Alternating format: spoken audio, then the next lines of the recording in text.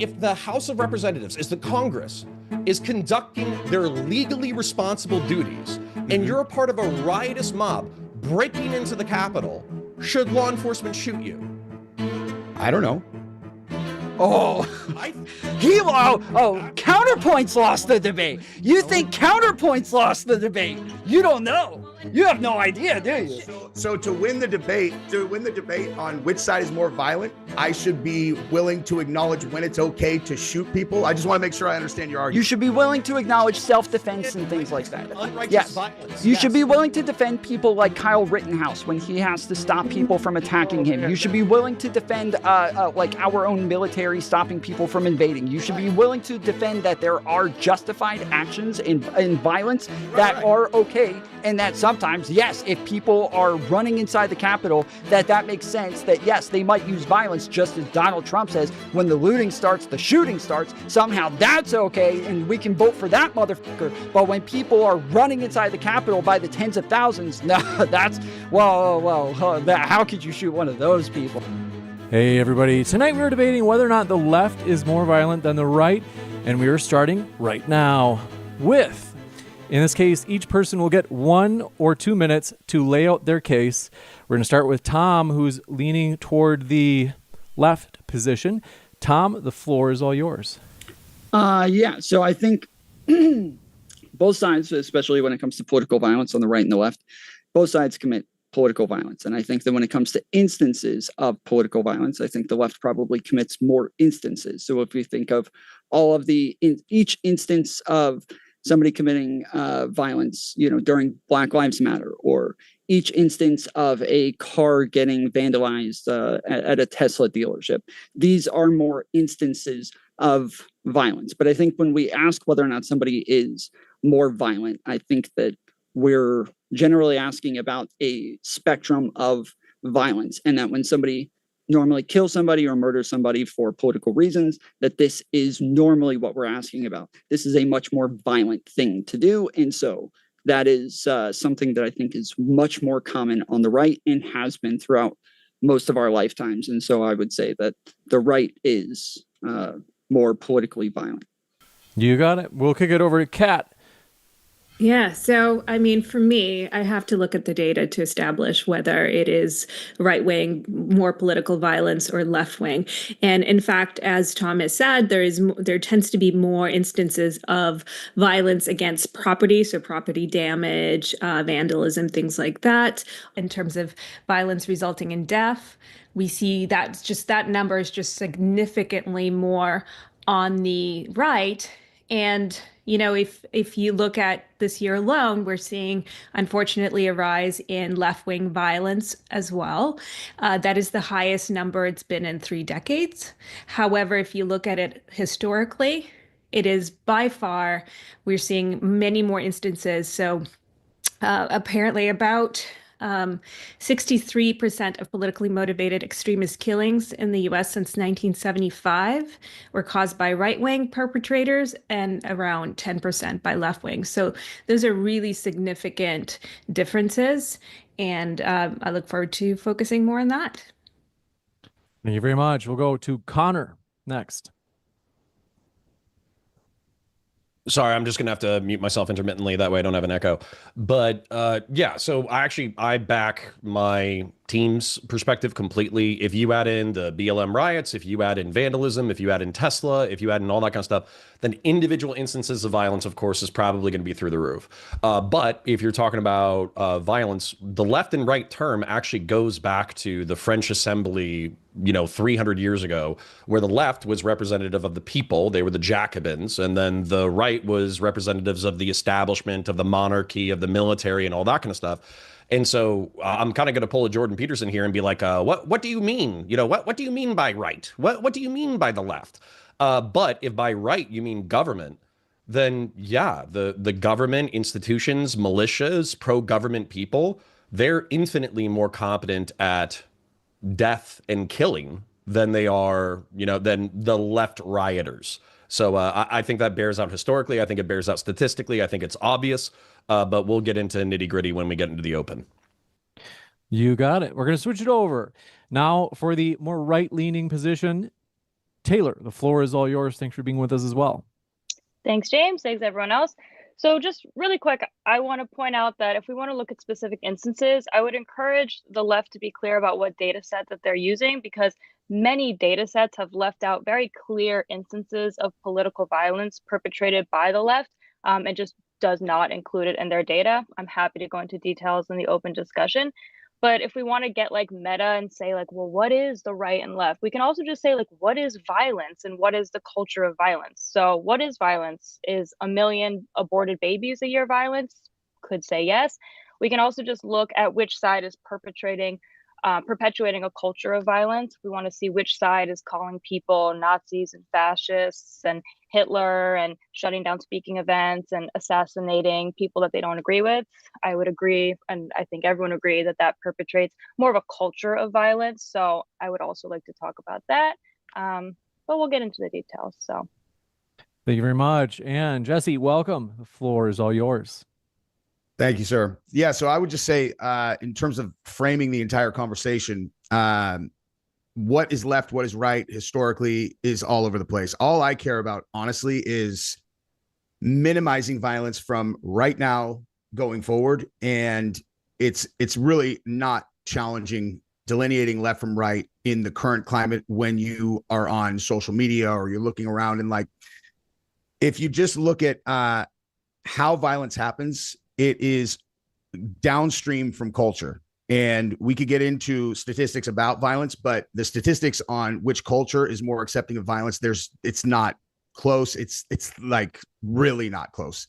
There are polls here that I pulled up where 30% of Democrats said that they wished that Trump had been killed in Butler. I have another one here that says 23% of Democrats say that murdering Charlie Kirk was justified. I have another one that shows, I mean, it's like these stats to me seem totally insane. You know, like these are the kinds of things I look at. I'm like, I can't even believe that these are real. But, you know, just to compare political ideology in terms of most Americans say it's unacceptable to be happy about a other's death.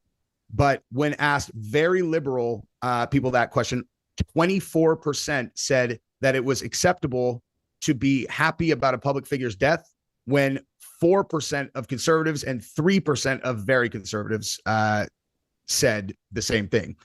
So, you know, to me, I saw a statistic that 50% of Democrats said that they would be happy if Trump was dead. 45% would be happy if Elon Musk was killed. And everybody that had two eyeballs and ears watched the reaction to Charlie Kirk getting killed and the number of people who went online and celebrated it. Like, that's psychopathic to me. There is not one person on the left, whether I disagree with every single thing that they stand for, and certainly not a political figure like a president, where I would feel exactly the same if Joe Biden had gotten assassinated as if Donald Trump got assassinated. It'd be identical to me. So I would say the culture, it's a tough position to argue against. You got it. Thank you very much, Jesse. And then we'll kick it over to David, more on the right-leaning side.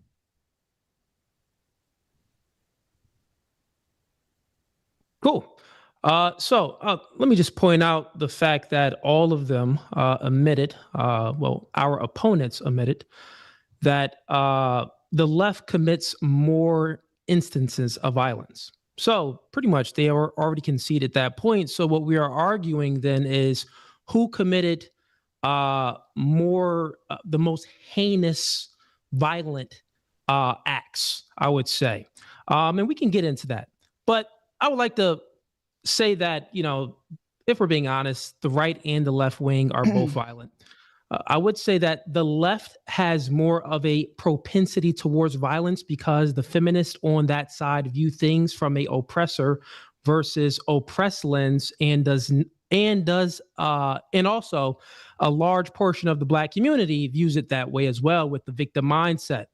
So if your ideology is composed around, well, you're being oppressed, then the natural tendency is to feel like you have to defend yourself. But if it's just a feeling and not facts, then you're actually on the offense. But I'm more than happy to get down to the, get down to the nuts and crannies on everything, and let's have a good debate. You got it. Thank you very much. Couple of quick housekeeping things. First, folks, for the Q&A at the end, want to remind you to keep the questions on the actual topic, as well as quick housekeeping thing. First, folks, if you haven't heard about it, if you've been living in a cave on Mars with your fingers in your ears, Modern Day Debate's own conference, DebateCon 6, is happening in Nashville, Tennessee this weekend. Get your tickets linked in the description box below. You can see the promo poster at the bottom right of your screen. It's going to be our biggest conference yet. I can tell you based on tickets sold, it is record breaking so far. We're expected to sell out. Grab your tickets now. With that, we're going to jump into the open dialogue. Does anybody have anything from anybody else's opening where you're like, I really want to know, like, Oh, I'm yeah. curious. Connor, let's get it rolling. Yeah, so I think that we need to differentiate the stats for what Jesse said. And what I would be curious is how those questions were phrased. Because, for instance, if Donald Trump had been killed in Butler, Pennsylvania, I think that would be bad. I think it'd be bad for the country. I think it would normalize political violence and all that kind of stuff. I wouldn't cry over it at fucking all, okay? And this is where I kind of get frustrated with the conservatives is extrajudicial violence is what we're talking about. Extra legal violence is what we're talking about. And we can probably all agree that that's bad. But then when the left wing, because they're bleeding hearts, come to you with legal violence or legal death, you guys can be very abrasive about it. As an example, screwing over Ukraine the way that we did, having JD Vance backstab Ukraine and us cut off aid to Ukraine that arguably killed thousands or tens of thousands of innocent Ukrainian civilians. Nobody on the right wing gives a shit about that. PEPFAR being cut, which is 0.16% of the federal budget. It costs $6.5 billion in order to run. That got cut. That's projected to kill 3 million people over the next 5 years. I can't get a single conservative to give a shit about that because they're not Americans. So they're not real people. So they did, who cares if they die?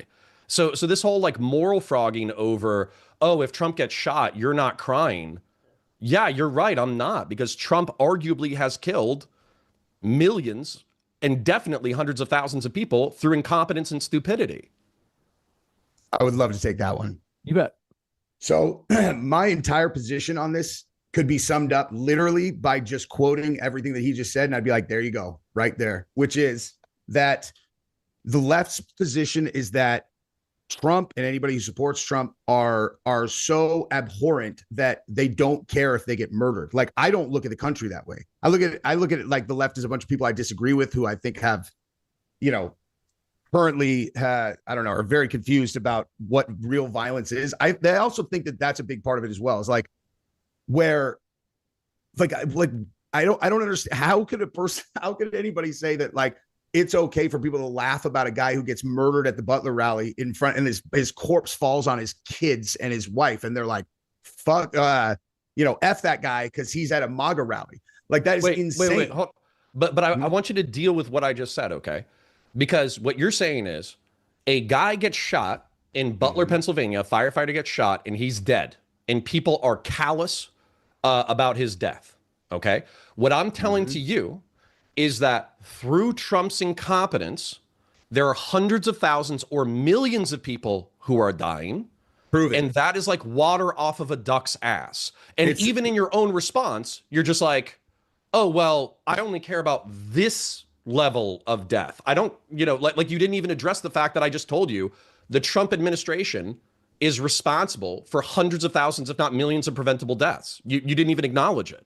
I didn't acknowledge that because we could play that game all day with every politician in the history of the world. Like, oh, Biden did blah, blah, blah. He's responsible for this, blah, blah, blah, blah, blah. It's about how our side reacts to those things. If you're telling me you think that there is an administration in the history of America that we couldn't play they sent this money over to this country and they used that money to murder blah, blah, blah, blah, blah. And if they cut this thing, then this many people died. Like, it's an endless argument. I do want to hold on 1 second. Every single time. I do want to jump in just because I know Connor, one of the things that Connor brought up as well and that I'm curious about is he had asked about the wording of some of these surveys. I don't know if you have it offhand. I don't expect you to have all these printed and laying in front of you, Jesse. But Connor, it sounds like you're saying. Yeah, I'm saying in reference to the surveys, I would be curious about it because if you ask me, do I think that assassinating political figures is good? The obvious answer is no, and I think the basically 95% of the country is going to answer it, including like socialists and communists and revolutionaries. They're probably still going to say that in general political assassinations are bad. But if you say, "Hey, are you going to mourn the death of Donald Trump or JD Vance or Elon Musk?" The answer is going to be no, and I include myself in that. Sometimes the framing from what I've seen has been things like, do you feel it's ever justified, to remove somebody, for their actions or for, the threat that they possess, right? And if that's not specific enough, that could take, if somebody asks me that question, while I'm very, very, very anti-violence, but if we're talking about, a dictator of a country, my answer to that is probably going to be different than, just a democratically elected. Yeah. We can all come up with the extremities: Pol Pot, Joseph Stalin, Adolf Hitler. Those are all people who, if they were extrajudicially assassinated, it would probably be a net good on society. Back to the survey, though. So the survey, the way it's framed is this. It says, is it acceptable to be happy about a public figure's death?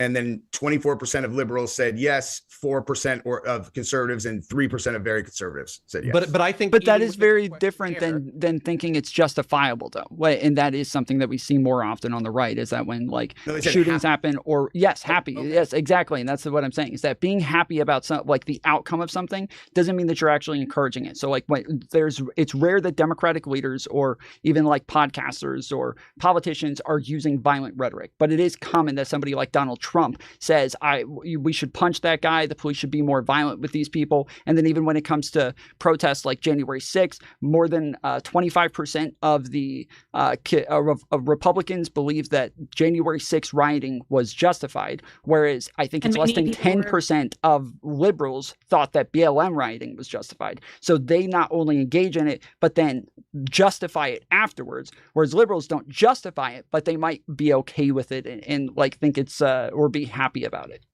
These are actually pretty straightforward. These are real straightforward. But I also Donald Trump, the way it's not straightforward. I do want to hear from Jesse, though, because we did hear from two or so. But I wanted him to actually respond to what I'm saying, the difference between justifying it and being happy about it. Sure. Okay, so what the question was, do you agree with this statement? Quote, "I wish Trump's assassin hadn't missed." And 1/3 of Democrats said agree. Yeah. Yeah.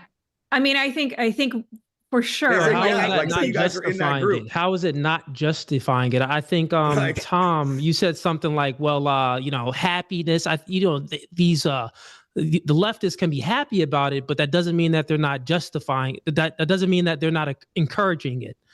But you would have to, what's the delineation then between being happy about something and speaking openly happy about it? I'm happy that this happened, then justifying it. What's that delineation? What's the distinction between the two? It's obvious. I think it was Go ahead. Well, I think it was quite disgusting to watch, obviously, how people were so gleeful about, say, the murder of Charlie Kirk, or when there was an attempted assassination of Trump, where I would say there is a distinction, though. And by the way, I've certainly seen some of these sentiments on the right towards left figures as well. For example, when Nancy Pelosi's husband was bludgeoned, there was all this crazy rhetoric as well. But, I will concede that the reaction was really awful. However, at the same time, if we're talking about figures on the left who were representatives of the party, significant people who are members of institutions, they immediately renounced very clearly all political violence. We didn't necessarily see that same action on the right. I want to hear from Connor. I also want to hear from Taylor at some point too. Go ahead, Connor. Yeah, so what I wanted to do is I wanted to drag it back to the question, and I wanted to call baloney on it, okay? If this was asked within the past year, okay, then everybody was thinking Trump when they answered this survey. And I guarantee you, if you actually thought, crap, sorry, I hit a button.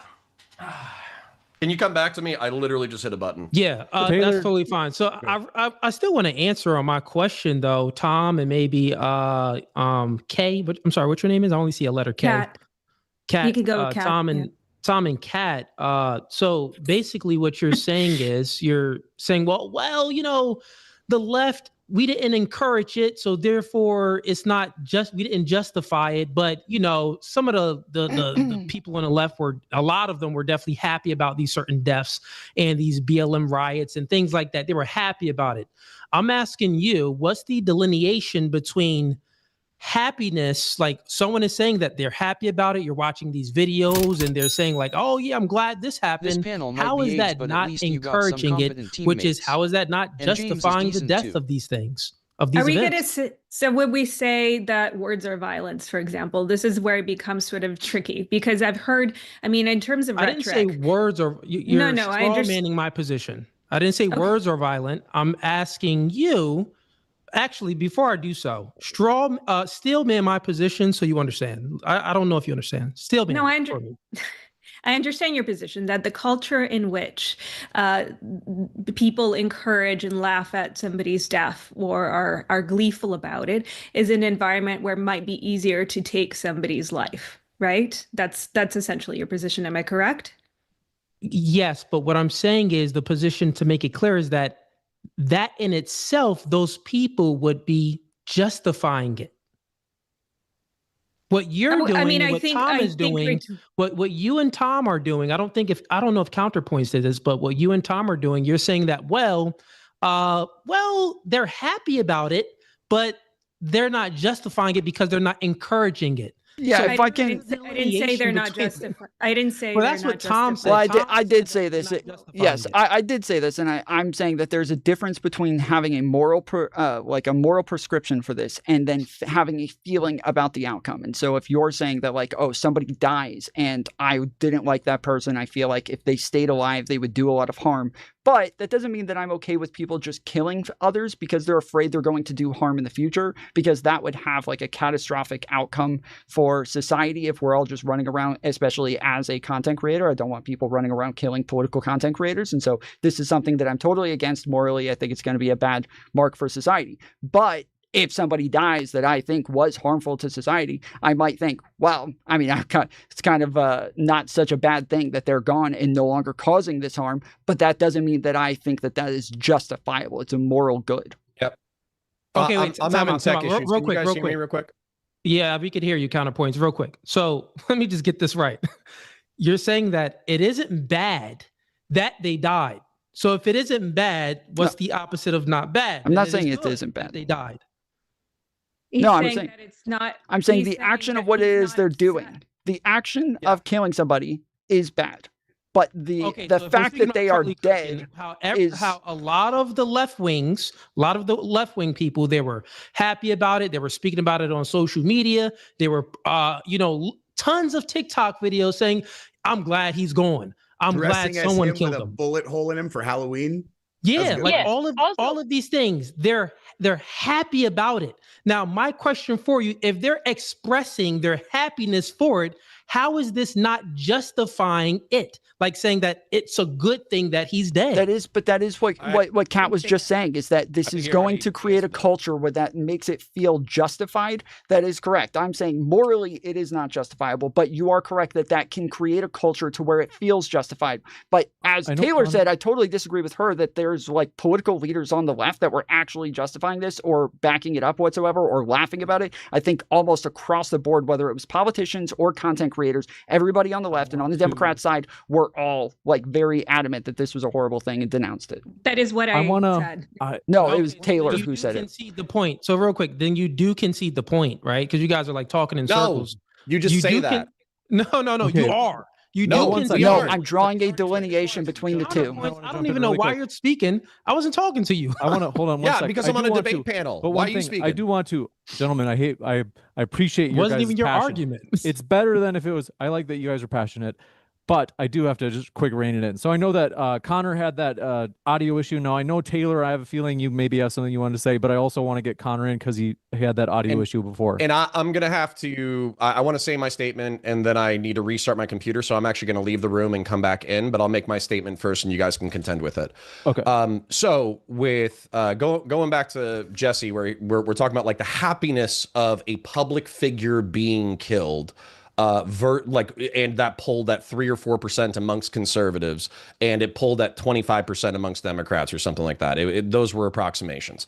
Okay, I'm gonna call bullshit on this poll 100%. If it was done within the past year, everybody was thinking about Donald Trump. But guess what? Everybody celebrated the death of Osama bin Laden. That was a public figure. In 2011, conservatives were out in the street celebrating his death. Okay. You compared the American president actual to Osama bin Laden. What's that? You're comparing the American president to Osama bin Laden. No, I'm not. No, I'm saying that your polling is bullshit. Because guess what? I'm happy that Osama bin Laden is dead.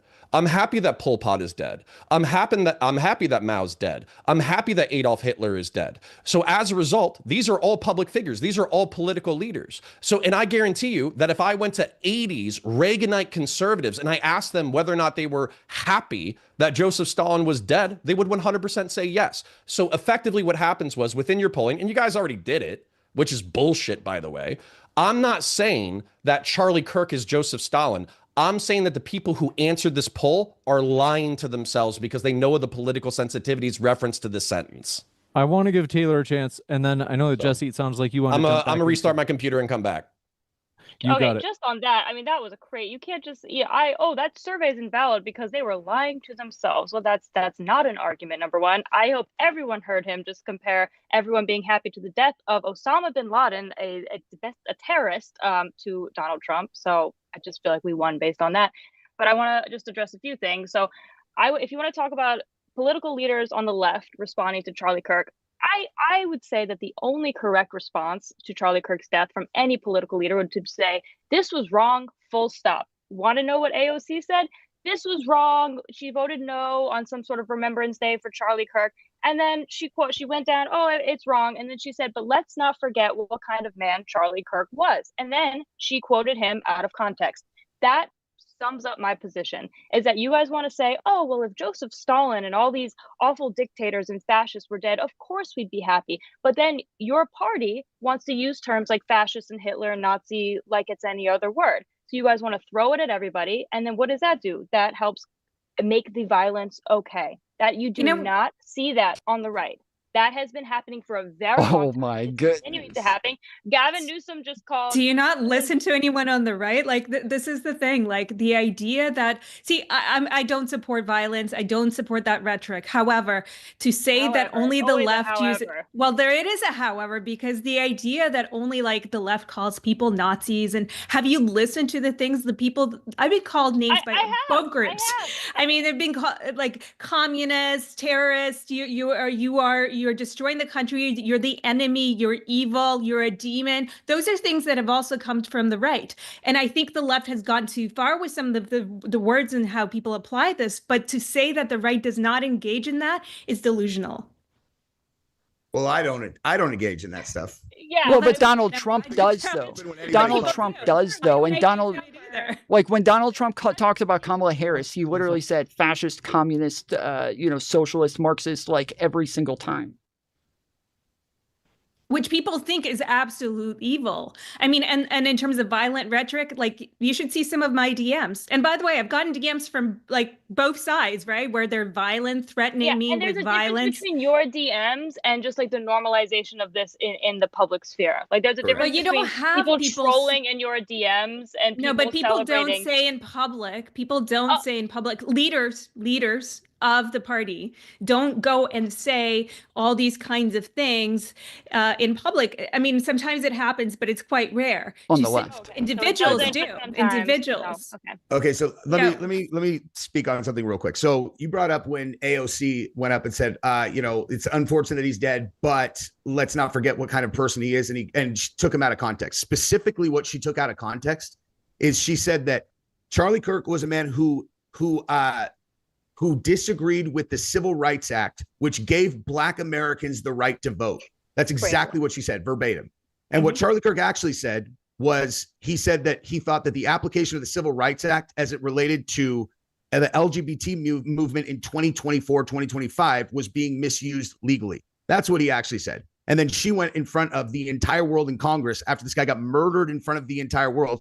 And she was, don't get me wrong, she was reading it, straight up just reading it. But whoever wrote that intentionally tried to convince all the black Americans that would watch and are not smart enough to go look for themselves, try to convince them that the guy who got killed racist.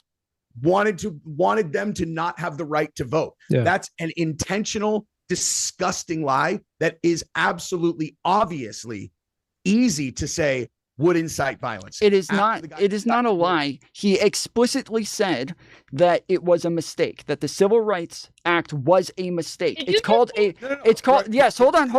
I'm in the middle of explaining. So you can hold on for a second. So he specifically said the Civil Rights Act was a mistake. It's called a Mott and Bailey, where you make a very strong statement that you refuse to defend because you know you're going to look like a jackass. And then when you are asked about it, then you switch to, oh, I just don't like the application of it. But when people ask you, hey, do you like the Civil Rights Act? He says, no, I don't like the Civil Rights Act. I think it was bad. But then he refuses to defend that position. That is a Mott and Bailey. That is exactly what he does every time. And that is very common on the right, is they use one very strong statement that they do not defend. I mean, I would read specifically said why he didn't agree with it, and it had nothing to do with black people's. Did he say he thinks the Civil Rights Act was a mistake? Did he say that? Yes or no? Did he say? One sec. Just to be sure we can hear. It gave way to LGBTQ plus agendas. That's why. That is specifically what he was saying. And he was talking about how it's legally applied. No, he said it was because of DEI. I think there were certain things that were misrepresented that Kirk had said. There were some things that were correctly presented. It doesn't necessarily, I mean, if we're not arguing about whether Charlie Kirk was a saint or a wonderful person or a bad one.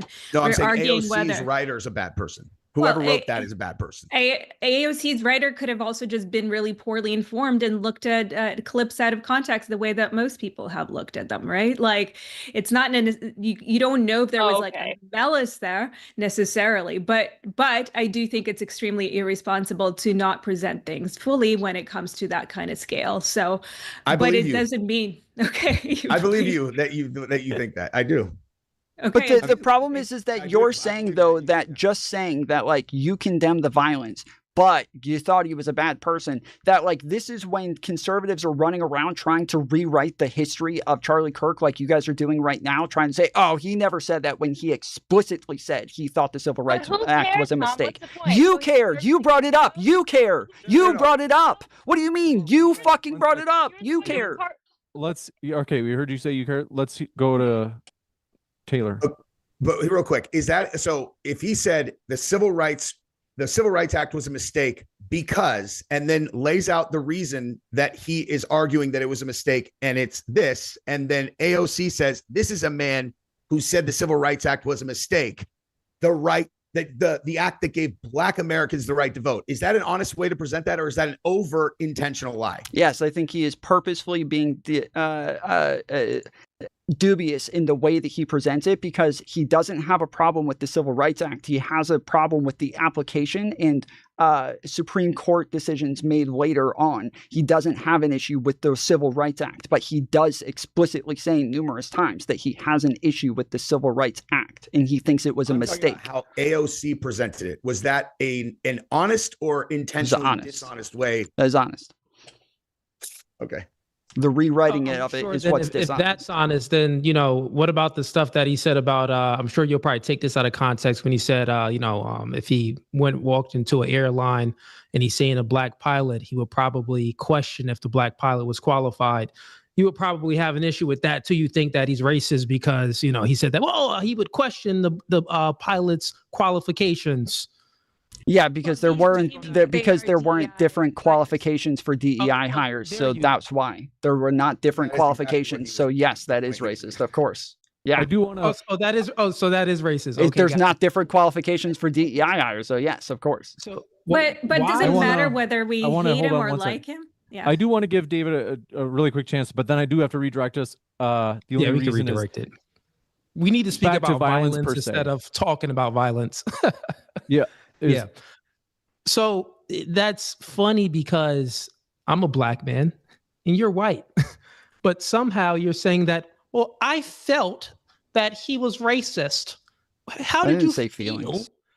Oh, well, how else can you say that something is racist if you're not interpreting it through a feelings lens? Why don't you steal men his argument? First off, your identity politics about you being black makes absolutely no fucking difference to me. I'll still man a position perfectly here. This is what I'm saying.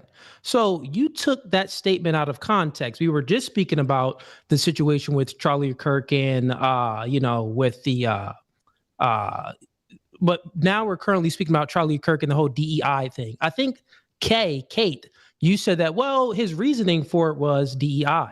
But then Tom, you said that, well, his justification for saying that, well, he would question the qualifications of if he's seen a black pilot. Are you not saying that he doesn't have a reason for saying it in his DEI?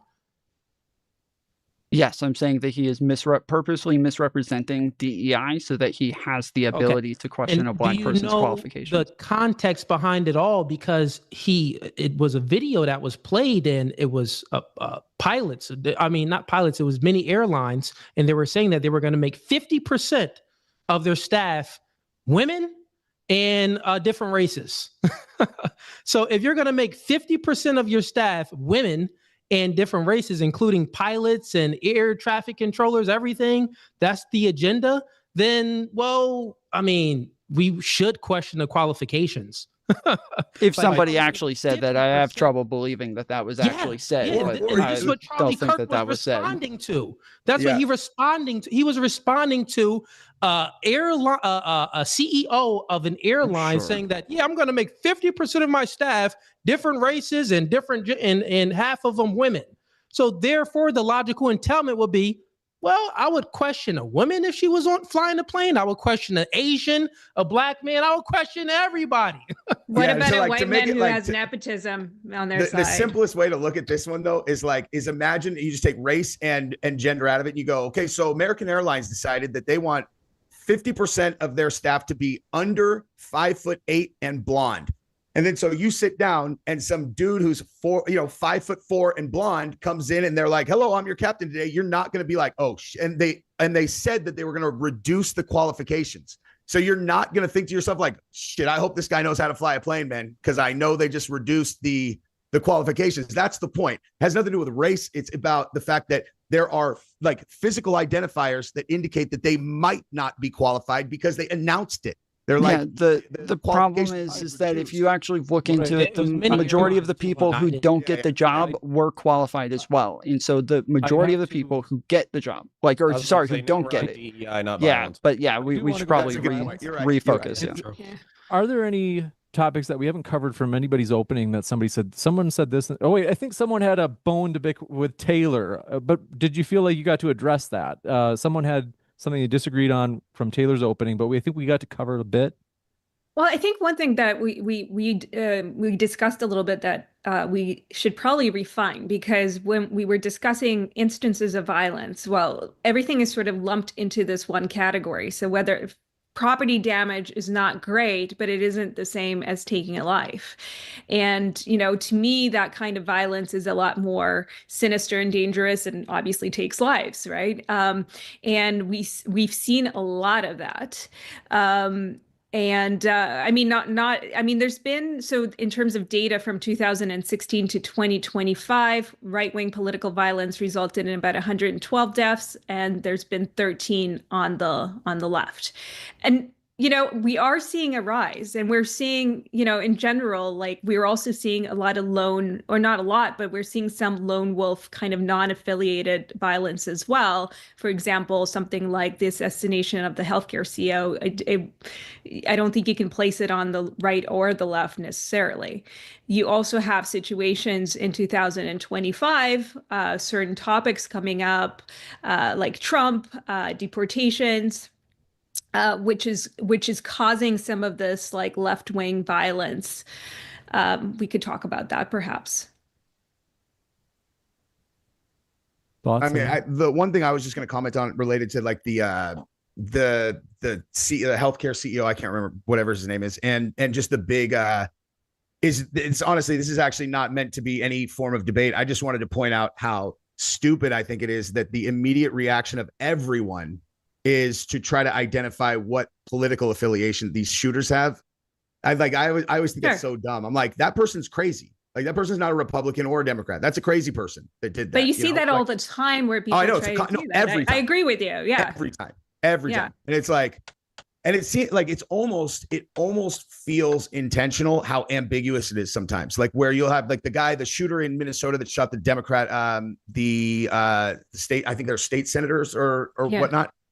And it's like, I can't remember, you have a witness. It's like, oh yeah, this guy loved Alex Jones, but he was on a commission appointed by Tim Walz. And then he has this, but then I end up being proven right, because in his manifesto, he is a crazy person. Like, he's a crazy person. He's neither.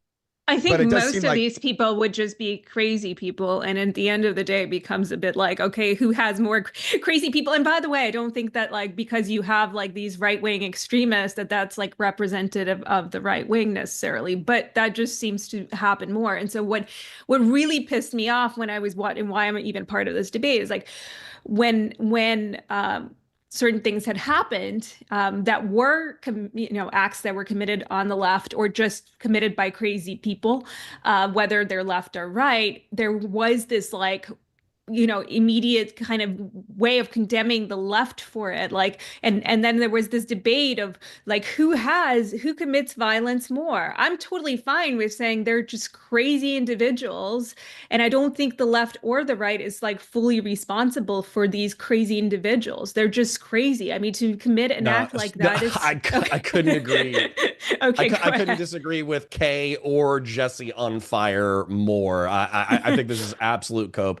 I'm sorry. Luigi Mangione, the reason why people characterized him as left-wing is because he was we have one of the most convoluted healthcare systems on the planet. It's something that the left wing cares about passionately. Once the CEO was assassinated, who was cheering? It was lefties online. So actually, I would safely categorize that as a lefty. And then same thing with he wasn't for instance, a lefty, jihadist terrorists. Yeah. Sorry, real quick. In the 2010s, I'm getting old. So in the 2010s, jihadist terrorism was super prevalent with the rise of ISIS. I would never say, oh, it's just a bunch of crazy lunatics. No, they're not claiming any kind of ideological bias. There's nothing correlated with the rhetoric that's leading to jihadist That's different terrorism. when it's an organization, though. That's not the same as an individual. They weren't an organization. I live in Central Florida. Pulse nightclub is around a half hour away from my house. Pulse nightclub was a jihadist terrorist, but it was a lone wolf jihadist terrorist. And then people were trying to make excuses for him being a jihadist, and they were saying, oh, it's because he was like internally homophobic to his own homosexuality.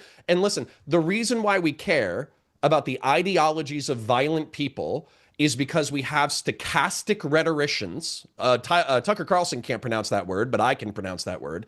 Stochastic, meaning that they logically lead their audience right up to the precipice of violence, and then they stop right there, like right at the legalistic where they're about to say, hey, you should go outside and do X, Y, and Z. They lead people up to that logically, and then they back away because they know that will get them into legal trouble. And that is true. And that's the right. You're saying that's the right that does that. That's true of jihadist imams. That's true of dissident right-wing freaks. That's true of far leftist communist revolutionaries. That's why we categorize. That's why we care. So then, wouldn't by that logic, then whenever somebody commits an act of killing, an act of terror, are the individuals that are cheering for that act, are they then responsible in part for it? Because then, the other side would then have that point, right?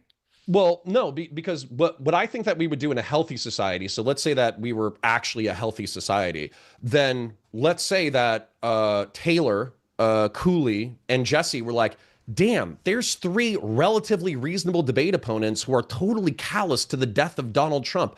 Why is that? That's kind of fucked up. And then you could realize, like, our complaints about the Trump administration, they're not rooted in bullshit, and they kind of need to be addressed. But instead what we do is we go, oh, your side is delusional, your side is crazy, your side doesn't know what it's talking about. As a result, I can dismiss everything you say. And that's currently our political dynamic is fuck the other side.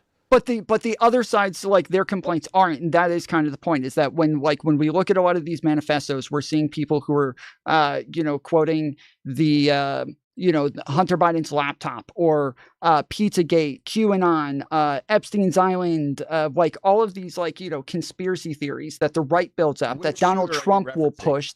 So there's not specific shooters. So like some of them were shooters, like the Pizzagate shooter, the guy who went to the actual pizza parlor. Then there was also the guy who attacked the Pelosi's, who was talking about like, laptops and,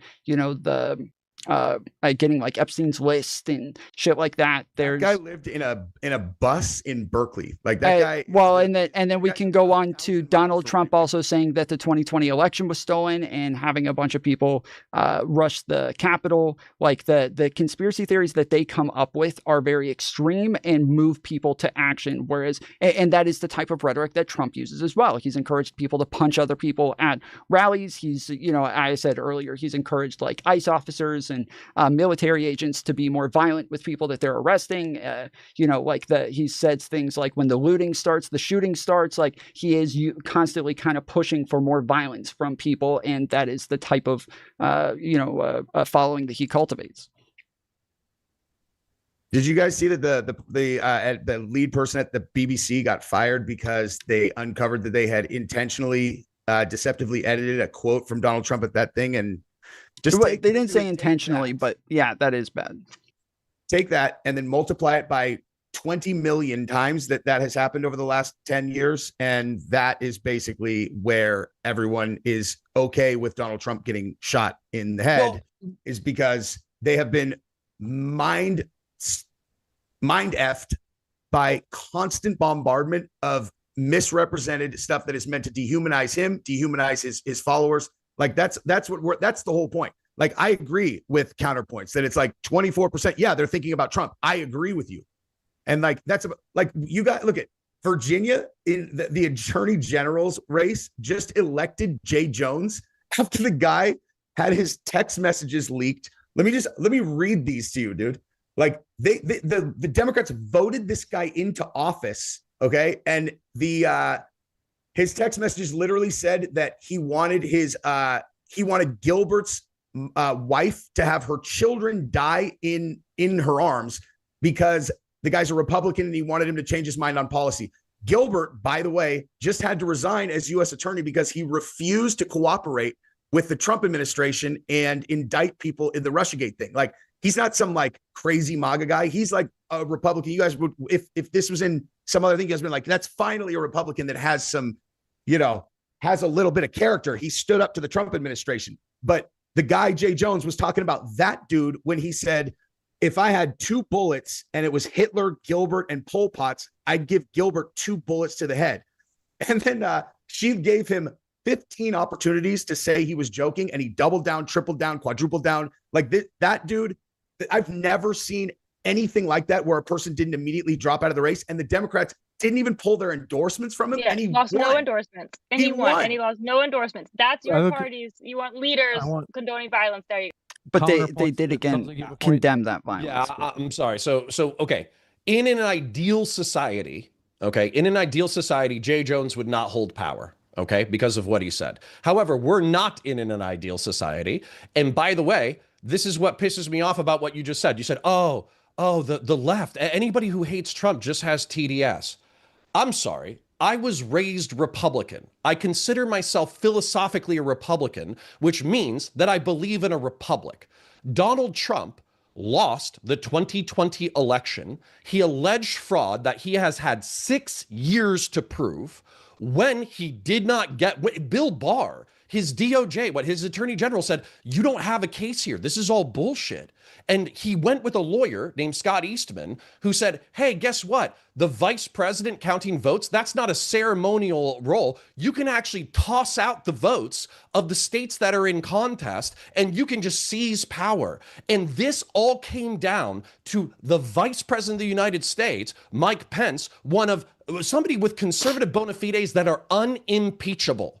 There is not a more conservative human being inside the United States besides Mike Pence. And Mike Pence said, you know what, at the last second, fuck you, I'm not destroying this republic. And so the fact that you guys have, you have a clip from The Office of a state attorney who, by the way, I'll say again, should not have a job. But if you remember from The Office, it's Toby Hitler, and somebody else, I would shoot Toby twice. That's the exact joke. I've made that joke before. Now, this guy's not joking. He's an asshole. He shouldn't have a fucking job. Your party, and it's not even party because I don't even consider MAGA Republicans. MAGA and Donald Trump almost destroyed a 250-year-old fucking republic, and you give a shit about some dickhead's text messages? What the fuck is wrong with you? What the fuck is wrong with MAGA? This is what I'm talking about, dude. We're talking about violence, and you're talking about 2020, dude. I'm not talking about the 2020 election. No. You almost destroyed the Republic of the United States. It being 5 years ago has nothing to fucking do with how serious of an indictment that is. Those text messages are from 3 years ago. Wear fucking high tops when they play basketball. You're talking about something that has nothing to do with the conversation. We're talking about violence. No. You know when it does have. Don't care. This is why we don't care when some random dickheads get shot. Nobody cares about Ashley Babbitt. No, Ashley I know Babbitt. you don't Nobody care. cares about Ashley Babbitt getting shot. Who's never Trump. And the reason why is because she was a riotous insurrectionist who was a part of your team who broke into the Capitol. Nobody gives a fuck about her getting shot because you played with fire. This is you losing, dude. This is you losing the argument. And we're not. Literally, this is you losing the argument. We literally have Donald Trump saying when the looting starts, the shooting starts, but you can go inside the Capitol and not get shot. 1 sec. I do want to just, I think, Taylor, you had something you wanted to say? Yeah, why would we take anything you say seriously that you care about violence if you just say you don't care about this girl's death because of X, Y, or Z? You don't care about her politics. What a joke. You have absolutely no regard for human dignity. You're you're changing the freaking subject every 5 seconds. We talked about the Attorney General text. You say, well, in a perfect situation, that would have happened, but blah, blah, blah, Trump 2020. Like, that's not an argument, dude. Number one, and number two, I like righteous violence just fine. So how do you and when you justify violence by calling everybody a fascist, no, you guys are so dense, it's like talking to a different species. Do you like it when cops arrest criminals? Yep. That's violence. Yeah, do you think it's okay that Kyle Rittenhouse shot people who were attacking him? 1 sec. Equivalent to criminals that are worth. Do you like it when the United States military kills jihadists? Right. That's violence. I'm steel manning your argument. You're saying go that for it. I'll listen. Trump and his supporters do not deserve to have the empathy or concern of other Americans that they disagree with. He said Ashley Babbitt, not equivalent to convicts. That's literally what you just said. said. Ashley Babbitt is not all of the supporters. Why did you destroy the Republic of the United States? You're an enemy of the United States and you don't deserve my sympathy. I don't want you to be killed. I don't want you to be killed. I don't want you to be assassinated. It's probably about 25 to 30% of the country feels the way you do. I don't think 30% of my country getting wiped out is a good thing. But if you try to overthrow the Republic of the United States and you get shot, I don't give a fuck. How do I feel? You said feels the way I feel. How do you feel? Hold on. When I brought up January 6th, you said it was 5 years ago. It was too old to care about. How do you feel? No. I was pointing out that your argument has nothing to do with the current argument. I was wrong, though, because you were losing the argument and proving my point that you're trying to justify violence because you're on the other side. You're literally trying to justify violence. I'm not talking about anything except violence. You're saying that people are not deserving of empathy. Hold on. If the House of Representatives is the Congress is conducting their legally responsible duties and you're a part of a riotous mob breaking into the Capitol, should law enforcement shoot you? I don't know. Counterpoints lost the debate. You think Counterpoints lost the debate? You don't know. You have no idea, do you? So to win the debate on which side is more violent, I should be willing to acknowledge when it's okay to shoot people. I just want to make sure I understand your argument. You should be willing to acknowledge self-defense and things like that. Unrighteous violence. You should be willing to defend people like Kyle Rittenhouse when he has to stop people from attacking him. You should be willing to defend like our own military stopping people from invading. You should be willing to defend that there are justified actions in violence that are okay, and that sometimes, yes, if people are running inside the Capitol, that makes sense that, yes, they might use violence. Just as Donald Trump says, when the looting starts, the shooting starts. Somehow that's okay, and we can vote for that motherfucker. But when people are running inside the Capitol by the tens of thousands, no, that's how could you shoot one of those people? It's funny because what about May 29th through May 31st in 2020? Where Black Lives Matter, they had a rally, and the rally turned into a riot, and they attacked the White House, injuring over 60 law enforcement officers with using some lethal weapons and stuff like that too. And they were chanting, We have to remove Donald Trump from office. So I know you guys want to focus on, January 6th and stuff like that, but no one speaks about May 20th. No, we acknowledge that. It just wasn't by the tens of thousands of people. It wasn't tens of thousands of people. We all denounced all of that. Like, again, like Counterpoints and I, we were both Republicans our entire fucking lives. Okay. And it is just Donald Trump that makes us vote for Democrats now. But yes, we denounced the BLM riots. We denounced that was kind of part of the BLM riots as well. But yes, we were against also the all car of it. attacks on the protesters at the BLM riots. Well, but even like the Tesla, damages to the cars that don't denounce it at all. They think that it's actually the a good violence. thing.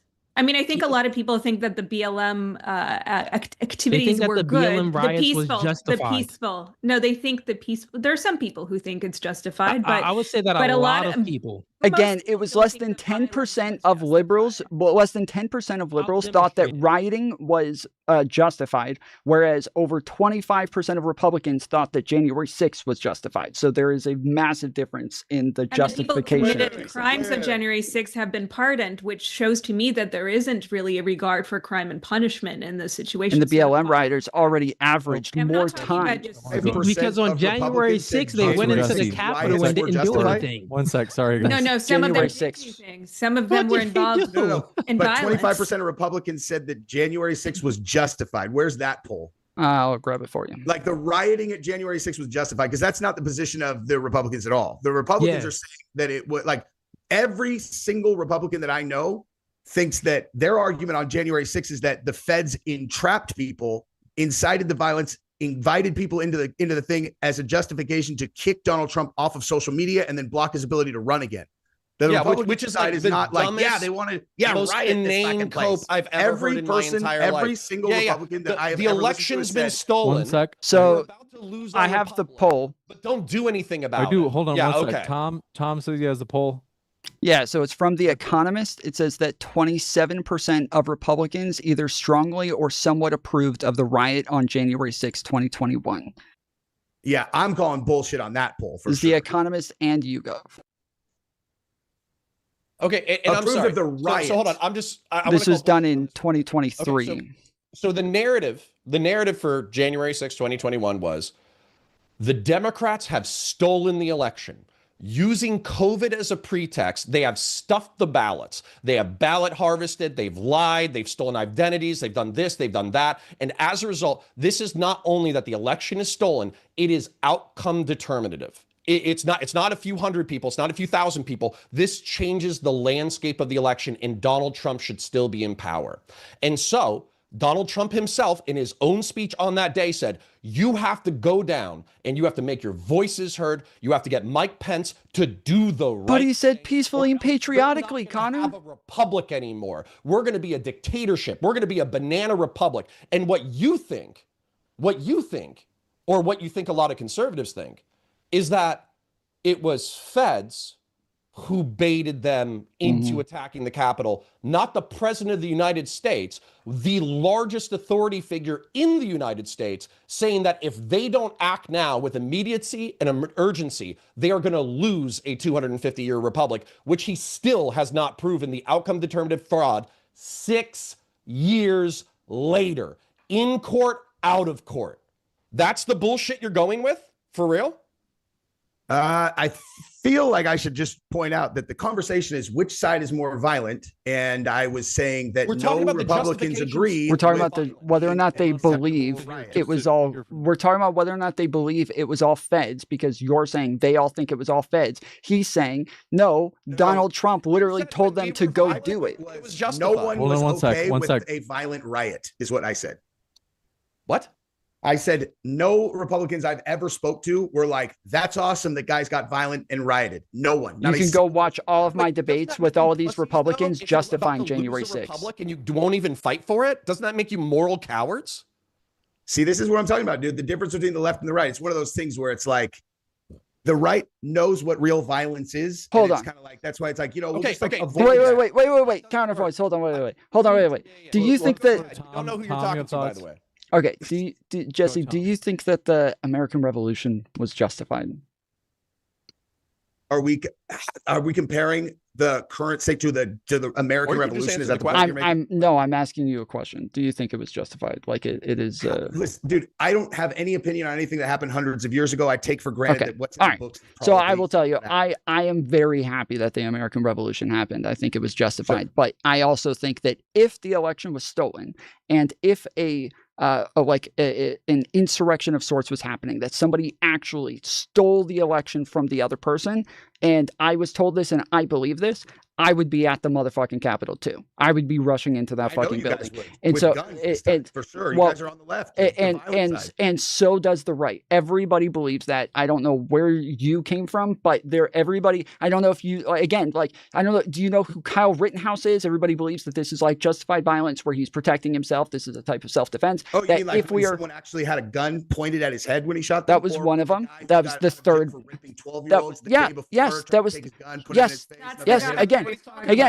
So first off, that was the third person, but sure, that I think that he was justified in defending himself, and I think that we would be justified in defending our Constitution and defending our republic if somebody's trying to steal the election, that these are times where it is justified to engage in violence to protect our country, and that is a necessity in that moment. It's the predicate for every single law enforcement officer and every single Marine person, every single Marine Corps vet, every single Army vet, every single Air Force vet. It's the predicate that if you threaten the Republic of the United States, violence is justified. So this is where it doesn't make sense to me conceptually. You're saying simultaneously that the election was stolen, the Democrats did it, Donald Trump's correct. He doesn't have any evidence for it 6 years later, but also the feds baited us into it and we're such moral cowards that we wouldn't fight to restore the Republic of the United States using violence. That doesn't stand up to I didn't say anything. any of those things. That doesn't stand up to any kind of logic or scrutiny whatsoever. Not one part of that is totally straw man his argument, man. That's not what I said at all. Go ahead and explain it to me, because I would love to know how the election being stolen isn't enough of a moral pretext to justify the violence of January 6, 2021. I'm with tomfoolery. If Donald Trump wasn't a lying piece of shit, January 6 would be totally justified. Right. I know. Violence. Under your worldview. So what Jesse here is doing, he's making a clear distinction. You He's don't think speaking the Republic about is worth fighting for? Hold on, I want to hear just real quick. He doesn't have an opinion on that. At here, what Jesse was saying is he's basically saying that the Republicans that he knows, and even I know as well, no one was talking about, oh yeah, January 6th is justified. We knew that the people that entered the Capitol at that time, that they were in the wrong. No one was really saying, like, collectively, all of the Republicans wasn't saying that, oh, yeah, they're justified. We were saying that they're knuckleheads. What are they doing? You get what I'm saying? So, well, it was only 27% between the two. Wait. Was the election stolen or not? They were held responsible because some of them went to jail for a while. And then when Trump got in office, he was like, you know what? It was a lot of fishy stuff going on. Okay, let's get some of them out. Yeah, you voted for the guy who pardoned all of them. Yeah. Was the election stolen or was it not stolen? The conversation is about which side's more violent. No, that matters. For January 6th, that's the whole question. Was the election stolen or was it not stolen? It's the justification for what happened on January 6, 2021. Was it or wasn't it, in your opinion? The left is looking to see if it's justified, because that's what you do. You're looking for a justification for violence. What we're saying I'm trying to test you on your own logic. His logic. Hold on one sec. Kat, what have you got? Yeah, his logic. This is what I'm hearing. Okay, the logic is this: if one believes that the election was stolen, that means the system is no longer functioning. There is no way to use a democratic system like law or protesting or things like that to gain power back, to have a democracy, right? So essentially that was the claim that was being made by certain individuals or that's the belief that the individuals who went and did the insurrection or whatever you want to call it. So that's where it does justify, because historically, when people believed that that the system was no longer functioning and no longer worked, that people couldn't use law, it was a lawless society essentially, which is really what was claimed, then the only way to kind of restore that isn't to write articles, right? It is to use force. And I think do you every think side that kind they of were trying to that. overthrow the government on January 6th, the people who yes, went and got through meth? the Eastman memo. Yes. They were trying to Absent they a were single trying to firearm. they were trying to stop the certification of the election, and once the numerous people, numerous groups had firearms Without any off lethal site. weapons. Numerous firearms. I'm literally I'm getting to that. Numerous groups had tons of firearms off site that they were planning on having brought to them once they got inside. But they decided there were so many more people than they had anticipated that they didn't need firearms. And they were correct. Once you get to that number of people and you have like 200, 300, I think it was like close to 2,000 Capitol Police and over like 20,000 people there. Yeah, you're just making assertions without any proof. Oh, wait, what are you, what are you questioning me on? I do. You've had hold on, 6 years. There's, no, wait, what are you questioning me on? What do you think I don't have proof for?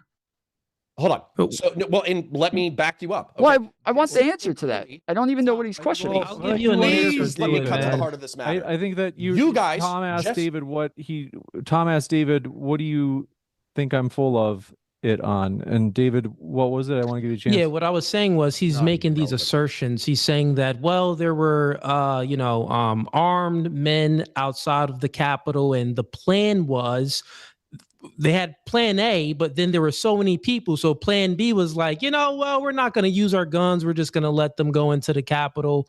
These are all assertions. It didn't That happen. are in court This cases didn't that happen. in their testimonies, we can pull them up. I can show you their testimonies and what it is that they What I'm said. saying is this. You just said I don't plan have never proof, and I'm came telling you I about. do have proof that they had Yeah, them what I'm all as part of the saying is- plan, but they didn't maybe need I them. said it a different way. What I'm saying is that plan never came about. So Yeah, I gotta you're say this is saying why this is something- You bullshit. just said that. Hold on, wait, hold on. You said I just need to clarify this. I want to give David a chance to finish. So David has been Yeah, patient, so I'll patient. speak. Okay, I've been I'm sorry. super patient. It's just Yeah, it's I've been not super it's not patient, but it's real quick. I'll give you my refutation to your argument that you're putting forward. What I'm saying that you're making the assertion towards violence where the violence didn't happen. You can say that they had a plan, but the plan never went into play, right? Oh, well, we had a plan here and this, that plan never went into play. So like Jesse was saying, when he asked Counselor Points the question, well, like what true violence did they actually, like, were they really trying to take over the Capitol with no guns? Like when they got in there, they didn't trash the place. They were just trying to delay the certification of the election. That's it. They just wanted to delay the certification. But Tom, I want to give Tom a uninterrupted time. Go ahead, Tom. They just wanted to delay the certification of the vote. That was it. They just needed to delay it, and they did successfully delay the certification of the vote because Donald Trump was trying to get more Republicans to actually challenge the vote that was coming up. But what you actually did is you challenged whether or not they had weapons and whether or not they would go to the Capitol to try to delay the certification of the vote without weapons. And I'm telling you, they showed up with weapons. They just decided not to use them, and they left them in their hotel rooms because way more people showed up as part of the insurrection than they had anticipated. That still doesn't refute the point that they did not go into the Capitol with weapons. That's the point. I don't know why I that wanna give matters. Connor a chance. What don't you Connor, get? go ahead.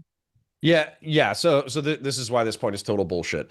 You guys have had 6 years realistically to read this stuff. Number one, when you say there's no evidence, Enrique Tarrio, the head of the Proud Boys, was convicted of seditious conspiracy and sentenced to 20 years in prison. All of the evidence that Tom is talking about, where they had a quick reaction force with firearms that were ready to roll in order to detain Congress members, this was all part of the Tarrio case. So the fact that you're ignorant of that doesn't do anything. And by the way, trying to coup the government and then failing doesn't mean that you tried to do a coup. So not only that, let's take that aside. There was a QRF with guns. Enrico Tarrio was convicted of seditious conspiracy. He was sentenced to 20 years. Let's put that aside because you're wrong and you should concede that. But let's move to the next point. The Eastman memo, something that you could Google and read probably in the time of this Wrong debate. about It's what 5 minutes, 10 minutes counterpoints? max. Okay. The You're not Eastman refuting memo, any of my you can interrupt arguments. me if you You're just want, but talking. it just means that you're Well, full of shit. I want to give So the Tom Eastman memo- a chance to wrap He's up. just talking. You're just I want to prattling, man. whole Go I'll ahead. give you a chance. I'll give you a pithy wrap up counterpoint. I Go ahead. want to finish. Go So ahead, the man. Eastman memo, you can go read it yourself. The whole point was to pressure Mike Pence in order to vacate the vote. That was the whole point. So you're saying, oh, they didn't have guns. They didn't have bombs. They didn't plan on taking over the entire Capitol. The whole plan was to get the vice president, one person, to throw out the vote. And we came one person away from fulfilling this plan. The fact that you guys failed doesn't mean you didn't try. I want to give David a chance, but then what I do have to do is I have to bring us back to, I think there is one thing that it might have been in Jesse's opening, I might be wrong, in terms of the alleged celebration of violence when Charlie Kirk was assassinated. But I do want to give David just a really pithy, because I don't want to go too much on January 6th, but yeah, I mean, my point on this, he didn't refute my point. He's just, prattling. He's just talking. He didn't make it. He doesn't really know how to debate. I debated this guy. You're just wrong. He did you not said that refute there was any no of my evidence. points. There was evidence. Okay, it's in the when Enrique did I ever Tarrio say case. evidence? That's a Direct lie. refutation. Evidence never came out of my mouth. You're lying. Evidence never came out of my mouth. So that's another lie. The same thing you've been doing with Jesse, you're doing with me. You're just like making these claims that we're making that we. You said I was making assertions with no evidence. You said you're just making assertions with no evidence. You literally said that. Said that they did not have any weapons when they stormed the Capitol. When they stormed in the Capitol, yeah, they didn't have any guns. Active listening skills. We just told you. We just gave you direct refutation that there was a quick reaction force with firearms, and the evidence for that is in the Enrique Tarrio case. Did they go in the Capitol? Direct refutation of what you just said. You are Were lying they in to your the audience. Capitol? You are lying to this panel. Were they in the Capitol? I have to go. Okay. All right. Just to be sure we don't recover the same ground. I do want to redirect us because we might have covered this, and forgive me if we did. But the alleged celebration over Charlie Kirk online, like X, I think this came up, but I might be wrong. And this is anecdotal, but nonetheless, I think everybody would agree there was kind of this conservative cancel culture. Whether or not that's right or wrong, I'm not trying to make the point on that. But more so, like if you think there was a cancel culture, like there's something they're trying to cancel, I think everybody agree that there was a lot of celebration of Charlie Kirk being murdered on X, for example. Yeah. Yes. Or how about like at the TMZ video where that room cheered behind when it was live streaming, and a whole room of people cheered when it got announced that he was officially dead. Is it like, that's what I'm talking about. Like that's unfathomable to me.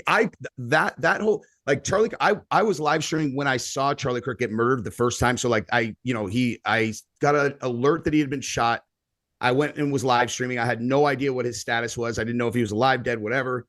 And I got someone sent it to me. And so I watched it while I was live, and it was, I mean, obviously I saw the one from the side that was really graphic, and that was shocking, obviously, but the reaction to it was so, like, I could have visualized a world where a right-wing or left-wing pundit of some kind was shot in public, but I didn't understand that I lived, because everybody lives in some form of an echo chamber. I'm not a Republican. Like I'm not a MAGA person. I'm an independent. And I mean, I voted for Obama twice. I abstained in 2016, voted for Trump twice. And I didn't realize that I lived in a place where there was there's a place where in America it would be acceptable for people to know that they so fervently hate the other side that they could just cheer out loud when Charlie Kirk was announced dead. That the reaction to the murder was actually more shocking to me than the murder itself. And I mean, it's like, and I can't relate to it culturally at all. I do notice that it is primarily female or very, very like clearly men who have no experience with violence at all, where you're like I think they look at it like it's like a video game, and it's not like an actual person who had young children and a wife and all of that stuff. Like they don't, they've never hurt a person. They've never seen their friends get hurt. They're just, it's like make-believe that's in the box. I think I want to give a chance to go ahead, Kat. Yeah, go ahead, Kat. I was just going to say, I think it's more of a detachment from that individuals and kind of this level of dehumanization. But I feel, and I was quite stunned by that response. I will absolutely agree with that. It was horrible. At the same time, the idea that that response only exists on the left is just not true either.